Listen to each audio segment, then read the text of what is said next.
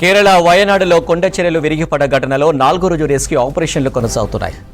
పడవెట్టి కున్నుల్లో 4 వ్యక్తులను ప్రాణాలతో కాపాడారు. వారిలో ఒక గర్ల్ లెగ్ ఫ్రాక్చర్ అయింది.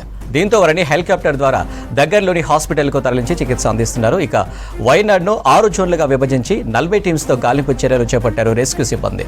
జేసీబీలు, డాగ్ స్క్వాడ్తో కనిపించకుండా పోయిన వారి కోసం సెర్చింగ్ చేస్తున్నారు. అలాగే బాధితులను గుర్తించేందుకు డ్రోన్లను సైతం ఉపయోగిస్తున్నారు.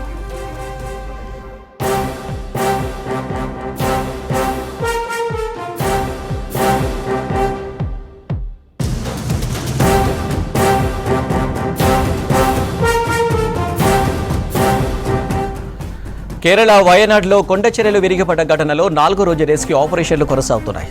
పడవెట్టి కున్నులో 4 వ్యక్తులను ప్రాణాలతో కాపాడారు. వారిలో ఒక గర్ల్కు లెగ్ ఫ్రాక్చర్ అయింది. దీంతో వారిని హెలికాప్టర్ ద్వారా దగ్గరలోని హాస్పిటల్కు తరలించి చికిత్స అందిస్తున్నారు. ఇక వయనాడును 6 జోన్లుగా విభజించి 40 టీమ్స్తో గాలింపు చర్యలు చేపట్టారు రెస్క్యూ సిబ్బంది.